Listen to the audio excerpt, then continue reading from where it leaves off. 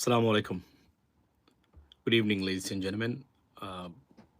Welcome to this live. নিশ্চয়ই ভালো আছেন সবাই আপনারা। বাংলাদেশের রাজনীতি এবং অনেকে আমাকে বলেন যে বাংলাদেশ নিয়ে কথা বলেন ভাই, বাংলাদেশের অবস্থা খুবই খারাপ। I understand your feelings. Thank you so much, Arakin. I understand your feelings. Honestly speaking, এখন আমাকে যদি প্রশ্ন করেন যে বাংলাদেশের বিষয়ে are you satisfied or you আপনার frustrated? I would say neither of them, to be honest with you. But একটা জিনিস আমি কনফার্ম করি at the beginning of this live, সুশাসন যার জন্য আমরা সবাই ফাইট করেছি, আইনের শাসনে বাংলাদেশ দেখার জন্য, you are not going to get that. That's for sure. যাই দেখবেন বা যা দেখতেছেন এগুলা ঘুরে ফিরে সেই যাহাই বায়ান্ন তাহাই তাপ্পান্ন। That's it. সুশাসন অনুপস্থিত থাকবে বাংলাদেশে যতক্ষণ পর্যন্ত না নাটকীয় কোনো পরিবর্তন হয় পলিটিক্যাল পার্টিজের ইনফ্রাস্ট্রাকচার যেগুলো তাদের ভিতরে। এর বাহিরে আপনারা সুশাসন আপাতত পাচ্ছেন না, এ বিষয়ে মোটামুটি আমি নিশ্চিত। এবং আমি so strange to see that যে রাজনৈতিক দলগুলো মানে অনেক আছে, তারা এটা উপলব্ধি করতে পারতেছে না যে কী ধরনের কালবৈশাখী জ্বর রাজনীতিতে গেছে এবং look like nothing happened in Bangladesh. মানে আওয়ামী লীগের এই যে অধপতন, আওয়ামী লীগের মতো একটা মানে দল আজকে কমপ্লিটলি অনুপস্থিত বাংলাদেশে, যে কারণে অনুপস্থিত। I don't understand Y other parties বা পার্টি অপোজিট বা যারা ছিলেন তারা এটা ফিল করতে পারেন না কেন, এটা আমি জানি না। সো লেডিস এন্ড জেন্টলম্যান, আমি দেখতেছি, শুনতেছি আপনারা অনেকে, আমি একটু ব্যস্ত আছি এই জন্য। তবে এতটুকু বলি আমি আপনাদেরকে, বাংলাদেশের ভবিষ্যৎ অন্ধকারাচ্ছন্ন, এটা আমি নিশ্চিত করে বলতে পারি আপনাদেরকে। আপনারা আরো ফাইট করতে হবে দেশের সুশাসন আনার জন্য। একটা জিনিস বলে রাখি, সুশাসন is very vital. Transparency and accountability, এই দুইটার দ্বারে কাছেও নাই বর্তমান রাজনীতি। আমি দেখতে পাচ্ছি আমরা বা বাংলাদেশের সরকার ব্যবস্থা, এটা খুবই দুঃখজনক। এবং I don't see, because they don't want it, they are not built in psychologically to bring this kind of changes. They don't even believe in it. They don't believe in it. তারা মানে এগুলো সুশাসন কাকে বলে, তারাও যে সরকারের কর্মচারী বা তারা যে মানে অ্যাকাউন্টেবিলিটি আছে বা ট্রান্সপারেন্সি আছে, তারা যে জবাবদিহি করতে হয়, এগুলো চিন্তা চেতনার ভিতরে নেই। এই ব্যর্থ রাজনৈতিক ব্যবস্থার ভিতরে গড়ে ওঠা বর্তমান রাজনৈতিক দলগুলো। দেয়ারফর আমি আপনাদেরকে বলবো যে আপনারা যতই আশা করেন না কেন, আমি জানি আপনারা অনেকেই কেউ মানে তার দলকে সে পছন্দ করে, নাথিং রং উইথ দ্যাট। তবে সুশাসন যেটা আপনারা চেয়েছিলেন, you not get that. Even though Bharat বর্তমানে যা শুরু করেছে, এই ঘুরে ফিরে একটা দেশ, যে দেশের জন্য আর বাংলাদেশের মতো রাষ্ট্রটা আর উঠতে পারলো না, কখনো উঠতে পারবে না পৃথিবীতে আর বাংলাদেশ, আনলেস রাজনীতিবিদরা ঐক্যবদ্ধ হয়ে যুদ্ধ ঘোষণা করে ওই জায়গাতে। এর বাহিরে বাংলাদেশের কোনো পরিবর্তন আপনারা আশা করবেন না। বিকজ 90% চিকেন ব্রেইন নিয়ে জন্ম নেওয়া রাজনীতিবিদরা জানেও না তাদের থ্রেট কোন জায়গাতে আর অপরচুনিটিস কোন জায়গাতে। এদেশের সংকট মানে এদেশের জন্য থ্রেট কে বা কারা, কোন দেশ, কোন গোষ্ঠী, দে হ্যাভ নো আইডিয়া। তারা মনে করে তারা 5 বার মানে গিয়ে তারা ছবি তুললেই, দেখা করলেই সম্ভবত তারা সমস্যার সমাধান হয়েছে। This party, they don't even believe in it too. তারা অ্যাগ্রেসর এবং ভয়ঙ্কর অ্যাগ্রেসর, এবং তারা মারাত্মক অ্যাগ্রেসিভ তারা বাংলাদেশকে নিয়ে। আমাদের মানে এই যে মুরগির ব্রেইন নিয়ে জন্ম নেওয়া 90% politician, they have no fucking idea what the fuck is that. This is unbelievable এখন পর্যন্ত। এবং তাদের আপনি যদি দেখেন তাদের সাইকোলজি, মানে কথাবার্তা, ধরন, আচরণ, আমি সমালোচনা করতে চাই না শুধু সমালোচনার জন্য। তবে আমি আপনাদেরকে বলছি, আপনারা যা চেয়েছিলেন, এবং এটা শুনেন, এই যে জুলাই বিপ্লব ব্যর্থ হলো, এই জুলাই বিপ্লবের ব্যর্থ মানে 100% তো ব্যর্থ অফকোর্স নয়। আপনারা স্বৈরশাসক থেকে, বিএনপি তো স্বৈরশাসক না, মানে আপনার স্বৈরশাসক থেকে মুক্ত হয়েছেন, ভারতের কবজা থেকে দেশটাকে বের করে আনছেন। কিন্তু ভারত কি করেছে দেখেন, এমন একটা গেম খেলেছে এবং এই সুযোগটা করে দিয়েছে জামাত ইসলামী। তাদের স্টুপিড রাজনীতি বাংলাদেশকে বিপদে ফেলে দিয়েছে এখন এই মুহূর্তে। আমি এটা স্টুপিড মানে কি, তারা চুরি করে, no that's not the case. মানে ইমরান খান স্টাইলের অপরিপক্ষ রাজনীতি বাংলাদেশকে কেজ করেছে। আমি আবারও বলছি, বারবার বলছি, আমাদের দেশের রাজনীতিবিদরা তারা they have no idea what is going on right now. India বড় ধরনের প্রজেক্ট, 90 লক্ষ মানুষের পশ্চিমবঙ্গে ভোটাধিকার তারা মানে কি করেছে, ক্যান্সেল করেছে। এর মানে কি, এরা ভারতের নাগরিক না। এর মানে কি, এরা বাংলাদেশি। এদেরকে তো বাংলাদেশে পুশব্যাক করবে। অর্থাৎ বাংলাদেশে আরো একটা মানে গাজা স্টাইলের আরো এক ধরনের খেয়াল সৃষ্টি করার পরিকল্পনা যতদিন ভারত আছে, আমি আবার বলছি, যতক্ষণ পর্যন্ত এই যে ডক্টর ইউনূস খেলে দিছিল, মোটামুটি শিক্ষা দিয়ে দিছিল একদম পারফেক্টলি, কিন্তু আবারও সেই নতজানুর মানে ব্যবস্থা, নতজানু অবস্থা, এবং খুবই ডেঞ্জারাস এই দেশের জন্য। আমি আবারও বলছি, ভারত যদি কখনো বলে আমরা 40% তোমাদের দেশের 90% ব্যবসা আমরা চাই, বিকজ লুক যে জিনিস আপনারা খান বা আপনারা পড়েন বা আপনারা ব্যবহার করেন আমাদের আছে, কেন অন্য জায়গাতে যাবেন? Very logical, I understand that, I accept it, but the problem is they don't want it. This is not even near to that in their minds. Their mind is তাদের ন্যাশনাল পলিসিতে, তাদের টেরিটোরিয়াল ইন্টিগ্রিটি যে policy আছে সেটাতে নিয়ে নিছে তারা বাংলাদেশকে। এটা ভয়ঙ্কর ব্যাপার, এটা ডেঞ্জারাস ব্যাপার। একটা দেশের অস্তিত্ব, বাংলাদেশের existential threat is Indian policy, Indian government's policy towards Bangladesh. এবং এইটা আমাদের এই মুরগের ব্রেইন নিয়ে, সোচ্ছার ব্রেইনের মানে ব্রেইন নিয়ে জন্ম নেওয়া রাজনীতিবিদরা, they have fail to understand that, that's why you are in trouble. India এবং জামায়াত ইসলামের স্টুপিড রাজনীতি, এদেরকে বারবার বলেছি, you know what, stick to Bangladesh, don't worry about Palestine, don't worry about Iran। আরে বাপ রে বাপ, তারা হয়ে গেছে কি জানেন, আরেক পৃথিবী বিখ্যাত মানে শক্তিশালী। You have zero power, Jamaat Islami, you have zero power, you have no power whatsoever internationally. দেশের ভিতরে সৎ আপনারা, আপনাদের প্রতিষ্ঠান আছে, আপনাদের মানুষের টাকা চুরি করবেন না। This is number one priority for Bangladeshi people. You are like that, so stick to Bangladesh. Why you go this way? আপনারা তো একটা পশম পরিমাণ পরিবর্তন আনতে পারবেন না বিদেশে, আনতে পারবেন? ক্ষমতা আছে। Understanding global affairs and politics, this is another মানে ignorant mindset of our stupid people and our politicians. This is another problem. এবং এই যে তত্ত্বাবধায়ক সরকারের আমলে এই দেশে ব্যর্থতা, এত সুন্দর অপরচুনিটি সৃষ্টি হয়েছিল। নাম্বার ওয়ান কারণ কি? ডক্টর ইউনূস কি করেছেন? আন্তর্জাতিক মানের স্টুপিড ৭৪ ইংরেজিতে ঢাকা বিশ্ববিদ্যালয়ে পড়েছিল মাস্টার্স রাষ্ট্রবিজ্ঞানে, পরে বিসিএস দিয়ে হয়ে গেছে আপনার পররাষ্ট্র মানে মন্ত্রণালয় ক্যাডার। এর তো কি হয়েছে? এদেরকে বানাইছে উপদেষ্টা। এরা আন্তর্জাতিক এবং বর্তমানে এই নতুন পৃথিবী সম্বন্ধে কমপ্লিটলি অজ্ঞ। They have no fucking idea what the hell is going on around them. এবং এদেরকে বানিয়ে, এবং এই যে আপনি দেখেন, আপনারা প্রশ্ন করেন স্বাস্থ্য উপদেষ্টা যে ছিল, ওই যে আমাদের মহিলা ছিল, এই মহিলা এই 15 মাসে কি করে গেছে এই খাতে? Go and ask her. বিএনপির পিছনে যাওয়ার আগে গো আফটার দেম।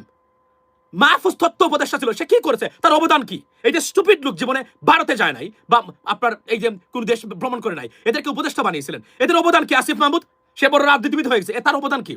সে যে ছিল, আর না হলে ভারতীয় চ্যানেল, সে ছিল তথ্য উপদেষ্টা। আমি আপনাদেরকে বলি, আমি আমার মূল পয়েন্টে আসার আগে কিছু কথা বলে রাখি, আপনারা অনেকদিন পরে আসছি। আপনারা বলেন যে এই যে ভারতীয় চ্যানেল বাংলাদেশে চলে, কিন্তু বাংলাদেশের কোনো চ্যানেল বিদেশে মানে ভারতে চলে না। সে তথ্য উপদেষ্টা ছিল না? এই যে সান্ডা মাহবুব, সে কি করেছে? সে পারলো না কোনো পদক্ষেপ নিত। কেন পারলো না? বিকজ এই হারামজাদা ঢাকা বিশ্ববিদ্যালয়ে পড়েছে বলে কি ঢাকা বিশ্ববিদ্যালয়ে সরকার পথে আন্দোলন করা যাবে, রাষ্ট্র পরিচালনার মতো যোগ্য হয়ে উঠে নাই। এটা পৃথিবীর নিকৃষ্ট একটা বদমাইশ ইউনিভার্সিটি। এই ইউনিভার্সিটি থেকে কোনো ভালো মানুষ তৈরি হচ্ছে না বর্তমানে। তো এর মানে কি ঢাকা বিশ্ববিদ্যালয়ে পড়া মানুষ তো সংসদে দাঁড়িয়ে আপনার কি করতে পারে না? দেখা বাংলা পড়তে পারে না। এখন দেখেন না আপনারা, এটা তো ঢাকা বিশ্ববিদ্যালয়ের ছাত্রছাত্রী না, তাই না? তো কি হয়েছে? ঢাকা বিশ্ববিদ্যালয় কি পৃথিবীর সবচেয়ে নিকৃষ্ট র্যাঙ্কের একটা ইউনিভার্সিটি। এটা আছে কি কার্জন হলের সামনে মানে বেশ্যাপনা আর মানে নোংরামি, এটাই তো তাদের পুঁজি। ছাদাবাজি, ফ্রি খাওয়া ক্যান্টিনে, এটা নিকৃষ্ট একটা মানে ইউনিভার্সিটি। এই ইউনিভার্সিটির ছাত্ররা দ্বারা আপনি রাষ্ট্র পরিচালনা, এই যে 2-3টা হলো তার উপদেষ্টা হলো, যে ওই যে আরেকটা মানে তার নাম কি এমপি হয়েছে বর্তমানে, এই যে আপনার কি নাম তার বলে গেলাম, এর কি মানে এদের কি? এর মধ্যে একমাত্র দেখলাম আমি ওই যে হাসনাত ছাড়া আর তো কোনো কার্যকরী কেউ প্রডিউস করতে পারে না এরা। এই যে সে এত শত কোটি টাকা বানিয়ে ওই যে আপনার মাহফুজ বসে রয়েছে, দেখছেন তো? সে গিয়ে ওই যে আরেকটা আছে কি, ওই যে মেঘবুল্লাহ বসুনাথ টসু, এর সাথে গিয়ে দল করে কত বড় নিকৃষ্ট প্রকৃতির একটা ছেলে এই উপদেষ্টা ছিল আমাদের। কল্পনা করতে পারেন? ডক্টর ইউনূস 75% আমাদের মানে যে সম্ভাবনা ছিল উনি ধ্বংস করে চলে গেছে। উনি চাইলে আরো কিছু, উনি যে উপদেষ্টা পরিষদ দিয়েছিল, স্বরাষ্ট্র উপদেষ্টা, ভালো মানুষ হতে পারে, কিন্তু উনি কি উপদেষ্টা ছিল? কর্নেল অলিকে নেওয়া যেত না? ওই সময় সারা প্রশাসনকে, পুলিশকে একদম বাপ ডাকিয়ে এটাকে পরিবর্তন করতে পারতো। উনি নেয় নাই। উনি উপদেষ্টা পরিষদ দিয়েছে ডিসকাস্টিং মার্কা, যারা রাজনীতির বুঝে না, এদেরকে নিয়ে দেশটা করে গেছে, আবার দিয়ে গেছে। আবার একই অবস্থা বাংলাদেশ।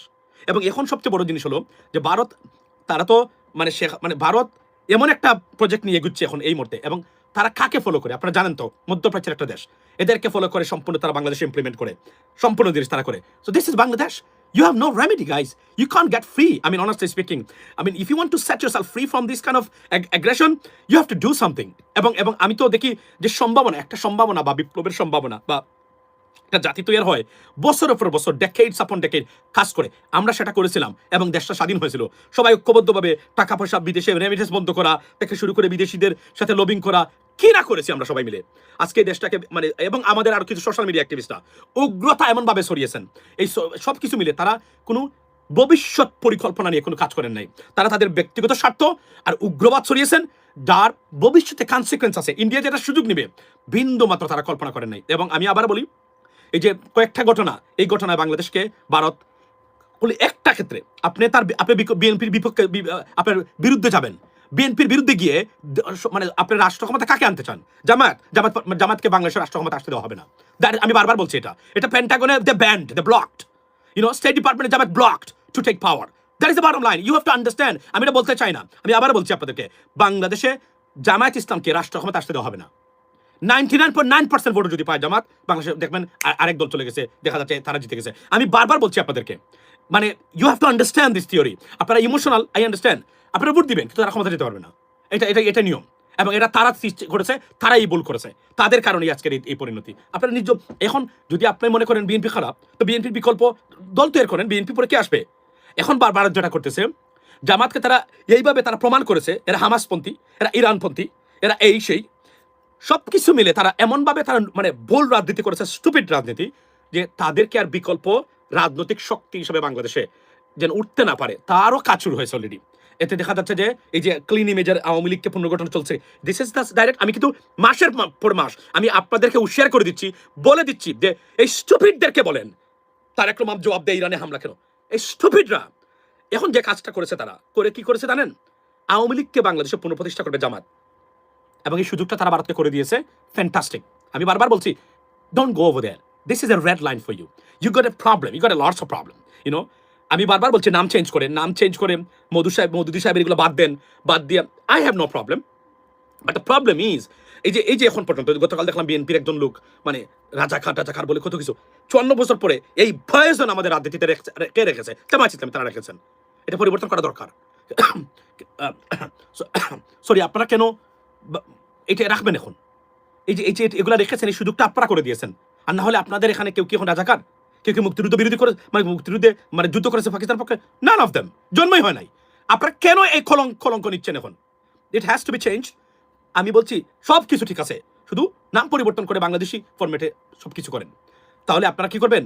এই ক্যান্সারটা বাংলাদেশের রাজনীতিকে, বাংলাদেশকে কন্ট্রোল করা, নিয়ন্ত্রণ করা শুরু করে দিয়েছে জামায়াত ইসলামী, এবং এই ভারত এই সুযোগটা নিচ্ছে। এবং ভারত মহাখুশি। এই কথাগুলো যদি ভারত আমাদের প্রতিবেশী না থাকতো, আমি জীবনে এই কথাগুলো বলতাম না। এগুলো আমাদের কোনো কাজ, আমাদের কোনো সমস্যা হতো না।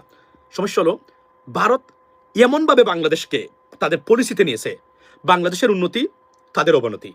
দেখেন একটা দেশকে কিভাবে, মানে একটা দেশের বিরুদ্ধে কতটা ষড়যন্ত্র বা মানে পরিকল্পনা। তারা মনে করে যে বাংলাদেশ যদি স্টেবল কান্ট্রি হয় এবং মালয়েশিয়ার মতো হয়ে যায়, তাহলে তো মানে 7 সিস্টার্স তো স্বাধীনতা চাইবে, বলবে দেখুন তারা কি সুন্দরভাবে চলছে, এদেরকে উঠতে দেওয়া যাবে না। This is dangerous game. এবং আমাদের রাজনীতিবিদরা বুঝতে ব্যর্থ হয়েছে। প্রথমত এদের দেশপ্রেম নাই, সেকেন্ড থিং হলো this are all mother corrupted, money এবং অর্থ ছাড়া এদের কোনো কাজই নাই, লুটপাট করা। এই যে আপনি দেখেন সংসদে একজনে বলছে, একটা সংসদ সদস্য বক্তব্য দেয় 7 মিনিট বা 7 মিনিটের, 5.5 মিনিটই চলে যায় নেতা এবং নেত্রীর গুণগান গাইতে। আইন করে বলা দরকার, আপনি বছরে একবার নেতা নেত্রী প্রশংসা করতে পারবেন সংসদে, একবার। আর পরবর্তী সময় যখন বক্তব্য দিবেন 30 সেকেন্ডের উপরে আপনার নেতার সম্বন্ধে বলতে পারবেন না, বা নেত্রীর সম্বন্ধে আর বলতে পারবেন না। দেশের মানুষের সমস্যা, আপনার এলাকার সমস্যার কথা বলুন। এই হচ্ছে বর্তমান বাংলাদেশের কার্যকরী যে সুফল, যা আমরা পাওয়া দরকার ছিল, আমরা আশা করেছিলাম। We haven't got anything else to be honest, ladies and gentleman. আপনি কিভাবে আশা করেন? আপনাদেরকে আমরা তো এগুলো প্রত্যেক আমরা বলেছি, সুশাসন ইজ এ বিগ ডিল। এবং রাজনৈতিক যে দলগুলা আছে, they are not built in to provide good governance or law and order, বা আমি যদি বলি যে আপনার rule of law, they are not built in. You understand that built in means, মানে আমি তৈরি রয়েছি, আমি কি ধরেন এই যে আমার শরীরের একটা ক্যাপাবিলিটি আছে। আমি এই মুহূর্তে যদি আমি জিমে যাই ফর এক্সাম্পল, কত পর্যন্ত আমি লিফট করতে পারবো, মানে ওয়েট লিফটিং করতে পারবো, আমার একটা আইডিয়া আছে, আমার একটা মানে শরীরের অনুযায়ী আমার একটা ক্ষমতা আছে। এর বাহিরে আমি কোনোদিনই যেতে পারবো না। যদি যাই আমি মানে ভেঙে পড়বো, আমি চেষ্টা করতে পারবো না। ঠিক একইভাবে আমি উদাহরণ দিয়েছি, বাংলাদেশের রাজনীতির দলগুলা যারা ক্ষমতায় যাবেন, জামাত ইসলামের মধ্যে সুশাসনের প্রভাব আছে, কিন্তু তাদের মিস্টেকের কারণে তারা তো পিছিয়ে পড়েছে। এবার এই 15 মাসে তারা এমন কিছু কাজ করেছে, তারা আন্তর্জাতিক যে, এখন আপনি বলবেন ভাই আমার দেশের, বিশ্বাস করেন আপনারা, আমরা বিশেষ করে মার্কিন যুক্তরাষ্ট্র বা ইউএস গভর্নমেন্ট, আমরা উনাদের ইনফ্লুয়েন্স ডাইরেক্টলি উনারা যদি না চায়, আগামী 40 বছর আমরা এখান থেকে বেরোতে পারবো না। এবং এরা আমাদের bread and butter. You have to understand that. চীন, ওই যে আমাদের দেশের রাজনীতিবিদ খালি চীন যাচ্ছে, I understand, we should have it, but here's the point, ladies and gentleman, চীন is not our market. We are their market. You have to understand. India is not our market. We are their market. United States, they are our market. So think about that. Who are providing you remittance? United States of America rather than India or China. So you are bound to care for them. That's the bottom line. এবং এবং আমি আবার বলি, পৃথিবীতে এগুলো বলা যায় না ভাই, অনেক জিনিস বলতে চাচ্ছি না মুখ মানে ওপেন মাউথটা খুলে। পৃথিবীতে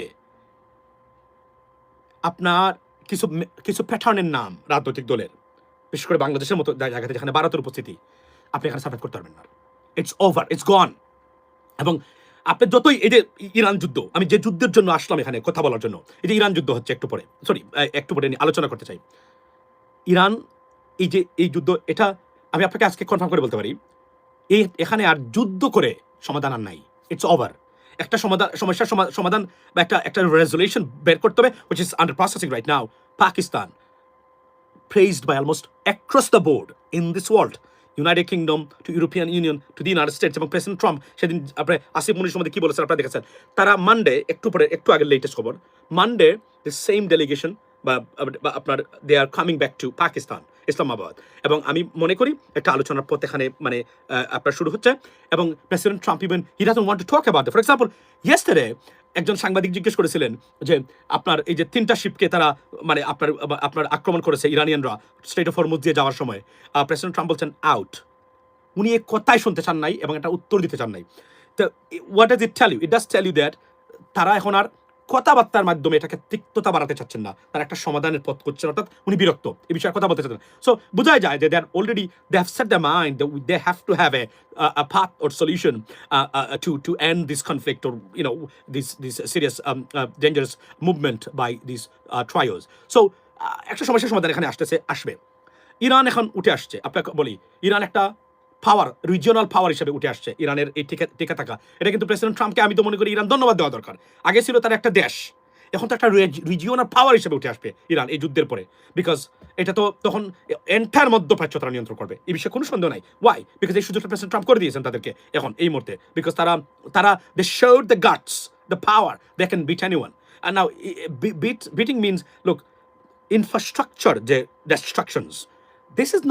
That wasn't the aim of this war. The aim of this war was to change the regime, which was most unlikely to achieve it anymore. It's gone over.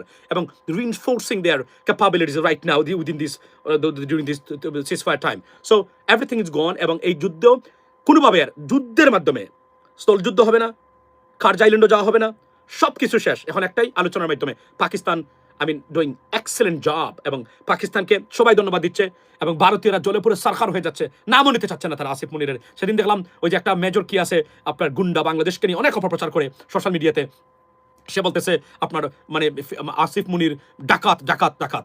ভারতীয়রা সবচেয়ে বেশি ক্ষতিগ্রস্ত হবে এই যুদ্ধে যদি ইরান টিকে যায়, which is most likely they are going to stay. Why? Because of the regional power. They had a serious dirty conspiracy মানে আপনার মানে মাইন্ডসেট, বিশ্বাস করেন লেডিস এন্ড জেন্টলম্যান, আপনার এই যুদ্ধ নিয়ে তারা যে কি মানে আপনার ষড়যন্ত্র এবং উদ্দেশ্য ছিল ভারতীয়দের, আল্লাহ সবার অন্তর দেখে, এরা কিন্তু ভালো একটা বিপদে পড়বে আগামীতে। Fardin, daddy coming 5 minutes. Fardin, Daddy coming 5.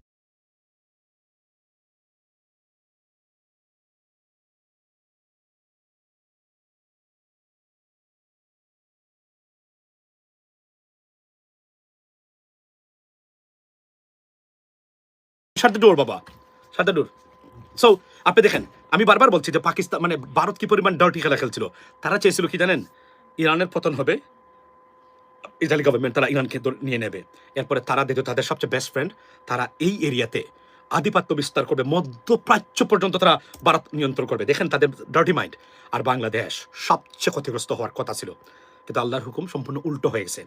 Bharat একা রাষ্ট্র, ভারত কিন্তু একটা টাইরন রাষ্ট্র, আপনারা জানেন টাইরনি ইজ ইন ইন্ডিয়া, এবং এরা ডেঞ্জারাস ছিল। যদি তারা পারত একটা দেশে শান্তি থাকতে পারতো না তাদের এন্টায়ার এরিয়াতে। এরা এতটা অ্যাগ্রেসিভ ছিল, এদেরকে মাটিতে নামিয়ে আনা হয়েছে। এবং পাকিস্তানের এই উত্থানটা বিশ্বাস করেন মানবতার জন্য, মধ্যপ্রাচ্য নয়, সারা এশিয়ার জন্য, শান্তির জন্য নাম্বার ওয়ান মানে দরকার এখন এই মুহূর্তে পাকিস্তান স্টেবিলিটি। বিশ্বাস করেন পাকিস্তানের যদি উপস্থিতি এখন না থাকে, এদেশে বাংলাদেশ সবচেয়ে বিপদগ্রস্ত কান্ট্রি ভারতীয় আগ্রাসনের মুখে। এবং আবার বলছি, এই চিকেন ব্রেইন নিয়ে জন্ম নেওয়া রাজনীতিবিদরা, they have fucking no idea what the hell is going on. এবং ভারত এখন কি করতেছে বর্তমানে, ভারত প্রজেক্ট নিয়েছে, এই প্রজেক্টে বর্তমানে তার শাইনিং, যে কোন সময় তারা এটা মুভ করবে। এবং বিএনপি অলরেডি এটা বুঝতে ব্যর্থ হচ্ছেন। তারা যদি বুঝতে ব্যর্থ হন, উই নিড পাকিস্তান এই এরিয়ার শান্তি শৃঙ্খলা, এই এরিয়ার প্রসপারিটি, এই এরিয়ার আপনার যদি আমি স্টেবিলিটি, সব কিছুর জন্য পাকিস্তান দরকার। পাকিস্তানের স্টেবিলিটি ছাড়া এই পৃথিবীটা, এই এশিয়া, আমরা বিশ্বের মধ্যপ্রাচ্য এবং সাউথ ইস্ট এশিয়া আগুনে জ্বলবে ভারতের কাছে। আমি আবার বলছি, এরা এতটা ন্যাস্টি এবং নোংরা এবং অ্যাগ্রেসিভ। আমি আরো কিছু শব্দ এখানে উল্লেখ করতে চাই না, there is a reason why এরা এভাবে ফলো করে, তারা করতে চায় তারা ভারত। এবং এই ভারতকে যদি বুঝানো দেওয়া, এবং এই যে বাংলাদেশের দেখেন মিলিটারি ক্যাপাবিলিটি সবকিছু সরকার বাতিল করে দিয়েছে। তারা জানে না, তারা আমাদের এবং এরা চায় না বাংলাদেশ কখনোই সামরিকভাবে। আজকে যদি ইরানের তারা যদি এটা, এই যে আপনি দেখেন প্রত্যেক দেশ তাদের ডিফেন্সের জন্য, আজকে মালয়েশিয়া, আজকে নেপাল দেখেন, তাদের নতুন সরকার আসছে, নতুন সরকার এসে কি করে পদক্ষেপ নিয়েছে, আর আমরা কি কি পদক্ষেপ নিয়েছে।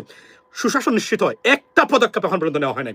খুবই দুঃখজনক ঘটনা। এবং আমরা প্রধানমন্ত্রী তারেক রহমান সাহেবের কাছ থেকে এটা আমরা আশা করি না। আমরা মনে করি উনার বাবার মতো করে সুশাসন এবং সৎ রাজনীতির জন্য দৃষ্টান্ত স্থাপন করবেন। বাট আমরা দেখতেছি প্রতিটা প্রতিষ্ঠান যেগুলা সুশাসন নিশ্চিত করে, সেগুলোকে অগ্রাহ্য করে, সেগুলোকে একদম পিছনে পিষ্ট করা হচ্ছে।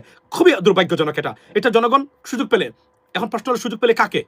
জামাত ইসলামী আসতে পারবে না ক্ষমতায়, তারপরে বিকল্প রাজনৈতিক দল তৈরি করুন। জামাতকে তারা বলেন, এটা তারা নামটাম চেঞ্জ করে তারা সুন্দর করে তারা আসুক, তখন মানুষ বলতে পারবে। আর না হলে এটা হবে না। আমি বারবার বলছি, এটা আপনি পারবেন না। এটা আমি একদম জেনে শুনে বলছি। এটা তারা কিছু কাজ করেছেন, তারা that's gone.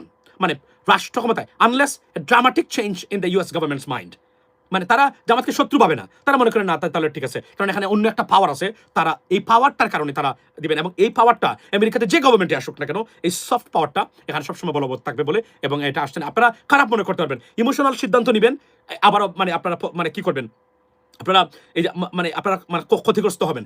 It is a time right now to shuffle this one. এই মুহূর্তে সময় যায়, জামাত ইসলামকে নিয়ে বসে তাদের বলেন জামাতের নাম তারা চেঞ্জ করে আসুক, তারা সব ঠিক আছে, শুধুমাত্র ওই দুইটা জায়গাতে পরিবর্তন করুক, মওদুদি সাহেবকে বাদ দিক। আমার এই বক্তব্যে কেউ কষ্ট পাবেন না, আমি জানি আপনারা কষ্ট পাবেন, কিন্তু মনে রাখবেন আমি যেটা বলতেছি বাংলাদেশের মুক্তির জন্য বলতেছি, এর বিকল্প বাংলাদেশের কোনো মুক্তি নাই।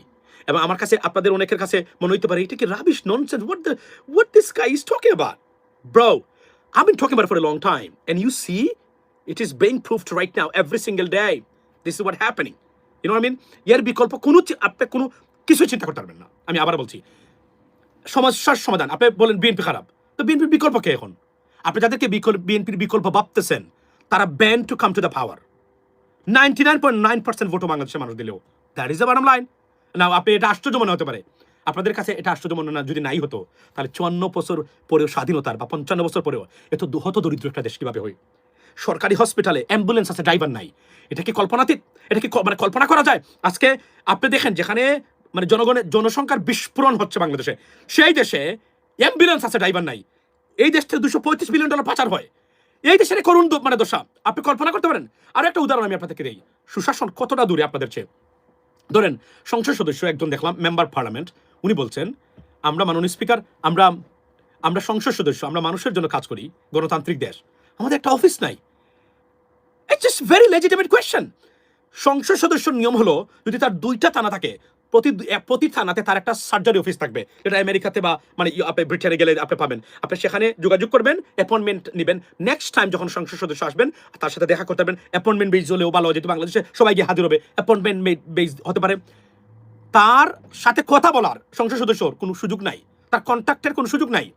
এটা কোনো গণতান্ত্রিক টেকসই গণতান্ত্রিক কোনো সিস্টেম হতে পারে পৃথিবীতে? কোন দেশে এটা আছে আমরা দেখান। তার তো একটা অফিস থাকার কথা, কোথায় অফিস? আপনি গণতান্ত্রিক দেশ বলেন, এটা কিসের গণতান্ত্রিক দেশ? কিসের গণতান্ত্রিক দেশ এটা?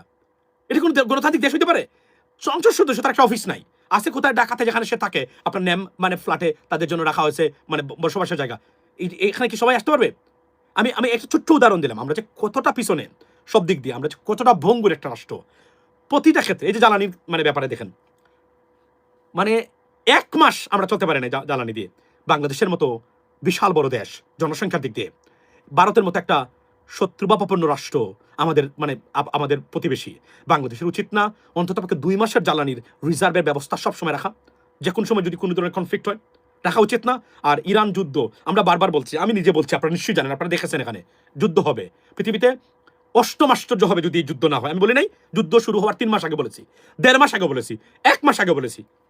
একজন মানুষ যদি সরকারে এটা চিন্তা করার মানুষ থাকতো তাহলে কিন্তু কিছু অর্ডার দিয়ে রাখলে মাস 2 মাস 1.5 মাস অন দা ওয়ে যে তেল আছে সেই তেল থেকে আমরা কিন্তু কাজ ছেড়ে নিতে পারতাম।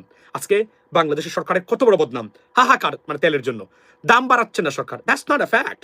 ইভেন দাম দিয়ে মানুষ তেল নিতে চাচ্ছে, সেটা তো তারা পাচ্ছে না। তাহলে এই যে একটা মানে ক্রাইসিস, এবং সবচেয়ে সাউথ ইস্ট এশিয়ার ভিতরে সবচেয়ে ভয়ঙ্কর মানে ভাবে ফেল করেছে জ্বালানির ক্ষেত্রে এই মুহূর্তে বাংলাদেশ সরকার। ওয়াই? মানে no one thought about that. কেউ এটা চিন্তা করে নাই। এই যে হামের টিকা আপনি দেখেন, আপনি হামের টিকার যে ব্যাপারটা, এই যে এটা মানে প্রধানমন্ত্রী বলেছেন, বিগত সরকারকে দায়ী করেছেন, আমি মনে করি হিজ রাইট। ইউনূস সরকার কি করেছে, এই যে স্বাস্থ্য উপদেষ্টা আবারও সেই মুন্নু বেগম নাকি ওই যে ফরহাদ মাজারের ওয়াইফ, ভদ্রমহিলা 8টার সময় ঘুমাই থাকতো, 8টার সময় ফোন দিয়েও ওনাকে পাওয়া যায় নাই। রাত্রে 8টায় উনি ঘুমে। কল্পনা করেন, উনার অসুস্থ থাকতে পারে, তাহলে উনার দরকার কি? যিনি সুস্থ আছেন উনার এটা দেওয়া যেতে পারে। এই যে স্বাস্থ্য ক্ষেত্রে যে এই সরকার বিপদে পড়েছে, আপনি দেখেন তাদের সময়কাল থেকে যতটুকু আছে আমরা সমালোচনা করব, কিন্তু এর আগে তো এগুলো তো এই মানে ইউনূস সরকারের মানে ফল্ট, তাদের ফেইলিয়র এটা। এই যে হামের ক্ষেত্রে যে এগুলো সংকট সৃষ্টি হয়েছে, তারা কিছুই করে নাই। In fact they didn't do anything else, because স্বাস্থ্য উপদেষ্টা কমপ্লিটলি একটা আননেসেসারি মানে বার লুক, মানে অযোগ্য অপদার্থ লোককে এখানে বসিয়ে রাখছিল। এই কারণেই তাদের এই পরিণতিটা হয়েছে। আচ্ছা গেল, এখন আসি ইরানের মানে আপনার এই লেটেস্ট খবর হলো President Vice President Jody Vance আবার is heading back to Pakistan not right now, by this Monday। একটু আগে আমি জানলাম প্রেসিডেন্ট ট্রাম্প, এর মানে হচ্ছে আলোচনা চলছে, এবং আসিফ মনির Pakistan, I mean to be honest they're trying, they're in a relentless আপনার procedure so that they can bring both parties together and find out a solution of this war, because it's being impacted almost from across the board, ladies and gentlemen. So এটার একটা সমাধান হবে এবং এই যুদ্ধ এখানেই থামবে। এই যুদ্ধের থামার সবচেয়ে বড় জিনিসটা হলো যে একটা রিজিয়নাল পাওয়ার হিসেবে মানে চীন মানে ইরান কিন্তু এখানে মানে দাঁড়াচ্ছে, কোনো সন্দেহ নাই। আমি দেখলাম এখন, সুতরাং এখানে ক্ষতিগ্রস্ত মানে তারা আসবে মধ্যপ্রাচ্য বাকি দেশগুলো, তারা কিভাবে এগুলো ট্যাকল করবে আমরা জানি না। তো গেল একটা। সেকেন্ড থিং হলো যে ভারতীয় 2টা যুদ্ধ মানে তেলবাহী ট্যাঙ্কারকে মানে ইরানিয়ানরা আক্রমণ করেছে। ভারত এটা নিয়ে জোর প্রতিবাদ জানিয়েছে, এজ দো তারা মানে another super power, they can go through without even getting permission, it's not going to happen. এবং এই যুদ্ধ শেষ হওয়ার পরে এই যে আপনার পাকিস্তান মানে ভারত এই যে ইরানিয়ান যে সৈন্যরা বা ফ্রিগেট যেটা ডুবেছে মানে আক্রমণ করা হয়েছে, এটা তথ্য কে দিছিল এটা কিন্তু ইরান জানে, এবং এটা নিয়েও কিন্তু মানে আসবে মানে অন্য লেভেলের খেলা। এখানে সবচেয়ে বড় আমি দেখি রিজিয়নাল পাওয়ার হিসেবে ভারত সবচেয়ে বেশি ক্ষতিগ্রস্ত, কারণ তারা চেয়েছিল তাদের ষড়যন্ত্র মানে তাদের যে ডার্টি মাইন্ড যেটা আমরা বলি, এই ডার্টি মাইন্ডের কারণে তারা যা চেয়েছিল তার বিকল্প এখানে করতে যাচ্ছে। এই জন্য তারা সাইলেন্ট এবং তারা ওয়ান সাইডেড, কেউ ভারতের নামও নিচ্ছে না এই মুহূর্তে, সবাই পাকিস্তান, এবং তারা জোরে পড়ে সরকার তারা, এবং আপনারা দেখেছেন প্রত্যেকটা জায়গাতে যে পাকিস্তান যদি এটা না করতো তাহলে কি করতে হতে পারতো, এক ঘরে এখানে বসে থাকতো আর বসে বসে তারা দেখতো। পাকিস্তান যা করেছে এই মুহূর্তে, অর্থাৎ সারা পৃথিবীতে পাকিস্তান এখন একটা রিজিয়নাল পাওয়ার হিসেবে দাঁড়িয়েছে, এবং যদি অর্থনৈতিকভাবে তারা দাঁড়াতে পারে তাহলে পাকিস্তান হয়তো আগামীতে অন্য লেভেলে খেলতে পারে। এবং আমি একটা জিনিস বলে রাখি আপনাদেরকে, যে ভারতের আগ্রাসনের কাছে বিশেষ করে বাংলাদেশের ক্ষেত্রে পাকিস্তানের stability is the number 1 priority. প্রয়োজনে বাংলাদেশ পাকিস্তান কিছু টাকা পয়সা দেওয়া দরকার, যদি মনে হয় যে দেওয়া দরকার এখানে। Why? The reason why, because পাকিস্তানের স্টেবিলিটি বাংলাদেশকে ভারতীয় আগ্রাসন থেকে বাঁচানোর নাম্বার 1 পথ, এর বাইরে বা বিকল্প নেই। আমাদের আসে বাঁশের মিসাইলস, আমরা তেজগাঁও থেকে যদি মারি তাহলে আপনার মতিঝিল কেজিবি কলোনিতে এসে আমাদের মিসাইলস আসবে না। এই হচ্ছে বাংলাদেশের 54 বছর পরে কতটা বিপদগ্রস্ত অপদার্থ রাজনীতিবিদরা এই দেশটাকে ধ্বংস করে গেছে। 54 বছর পরেও বাংলাদেশের কোনো একটা সেক্টরের কোনো কিছু বাংলাদেশে নাই। এতটা অধপতন, এতটা বিপদগ্রস্ত একটা দেশ আমাদের দেশ। কিন্তু আমরা শুধু প্রবাসীদের টাকা, এই যে আমরা প্রবাসীরা টাকা পাঠাই, এই টাকার জোরে এই দেশটা এখনো টিকে আছে। গার্মেন্টসের আমরা পণ্য বানাই আর আমরা বিক্রি করি, আর এরা কিছু টাকা, এই যে লেনদেন আছে, এই লেনদেনের ভিতরে কিছু মানুষের কাজ করে। মনে রাখবেন, গার্মেন্টসের কোনো সারপ্লাস নাই, শুধু দেওয়া নেওয়া, এই দুইটা জিনিস। বাট এই যে প্রোডাকশন এবং বিক্রি করা, এর ভিতরে যে সার্কেল আছে, এই সার্কেলে প্রচুর অর্থনৈতিক মানে ট্রানজাকশন বা লেনদেন হচ্ছে। এটা একটা দেশের জিডিপির অন্যতম কারণ। আপনারা জানেন তো, যে কোন প্রোডাকশন, গার্মেন্টসের যে প্রোডাকশন হয় অভ্যন্তরীণ ক্ষেত্রে, এটা it's a part of GDP, it's a part of GDP definitely. So এটা একটা মানে আপনার মানে গুরুত্বপূর্ণ জিনিস। এই হলো বাংলাদেশের বর্তমান অবস্থা। এবং আন্তর্জাতিক ক্ষেত্রে মানে আমি বললাম যে ইরানের যে যুদ্ধটা, এই যুদ্ধটা থামবে, কিন্তু এই যুদ্ধ আমরা যে আমাদের রাজনীতিবিদরা এবং সরকার আমরা যে কতটা অপরিপক্ক এবং আমরা যে কোন ধরনের দুর্যোগ মোকাবিলায় কতটা পিছিয়ে আছি সেটা সুস্পষ্টভাবে প্রমাণিত। এবং এই আমাদের একটা সিঙ্গেল ইনস্টিটিউশন নাই যে দুর্যোগকালী বা ডিজাস্টার ম্যানেজমেন্টে একটা দিন বাংলাদেশের মানুষকে সাহায্য করতে পারবে। 54 বছর পরেও এই হচ্ছে আমাদের করুণ অবস্থা। এর ভিতরেও আপনি দেখে দেন আমাদের ব্যাংক ট্যাঙ্কগুলো আবারও সেই দুর্বৃত্ত, আবার সেই ডাকাত, আবারও সেই লুটেরাদের কাছে দেওয়া হচ্ছে। খুবই দুর্ভাগ্যজনক, এটা ভয়ঙ্কর and is alarming to be honest with you ladies and gentleman. সুশাসনের ক্ষেত্রে যতক্ষণ পর্যন্ত পদক্ষেপ না নেওয়া হচ্ছে, আর ভারত যে আমাদের চিরশত্রু, তারা যে আমাদেরকে পছন্দ করে না, সেটা অ্যাড্রেস করে না যেতে পারে, বাংলাদেশের কোনো মুক্তি কখনোই আপনারা পাবেন না। Sorry to say that, Bangladesh এখনো ঠিকই আছে। তবে বাংলাদেশ, আমি এতটুকু বলি, বাংলাদেশের লং টার্ম ইকোনমিক যে প্রসপেক্টিভিটি, বা আমি দেখতেছি বাংলাদেশে কোনো ফরেন ডাইরেক্ট ইনভেস্টমেন্ট আসবে না, এটা মোটামুটি নিশ্চিত আমি আপনাকে বলতে পারি। ওয়াই আই সে দ্যাট, আমি এই মানে এরিয়ার ছাত্র। এখানে বাংলাদেশের অর্থনৈতিক মানে প্রতিষ্ঠানগুলোতে আমি সরি, আমার লাইটটা চলে গেছে, যে ধরনের যে প্রতিষ্ঠানগুলোতে যে ধরনের মানুষ বসানোর কারণে মাইন্ডসেট বা মানুষের সাইকোলজি মানে ইমপ্রেশন তৈরি হয়, সেটা করতে সরকার ব্যর্থ হয়েছেন। এমন কিছু অযোগ্য মানুষদেরকে এখানে বসিয়েছেন, পৃথিবীর যে কোনো মানুষ শুনবে যে একজন সোয়েটার ফ্যাক্টরি মালিক, একটা দেশের ব্যাংকের গভর্নর, এখানে কোনো বাংলাদেশে ইনভেস্টমেন্ট আসবে না। অর্থাৎ সাইকোলজিক্যালি বাংলাদেশকে ইনভেস্টমেন্টকে দূরে সরিয়ে দেওয়া হয়েছে। গার্মেন্টস আর বাংলাদেশের রেমিটেন্স যোদ্ধারাই এদেশকে টিকে রাখবে, এর বাহিরে বাংলাদেশের কোনো ফরেন ইনভেস্টমেন্ট পাবে না। এটা আমি আজকে বলে দিলাম, লিখে রাখতে পারেন। কথা হবে অন্য সময়। Thank you so much for joining ladies and gentleman.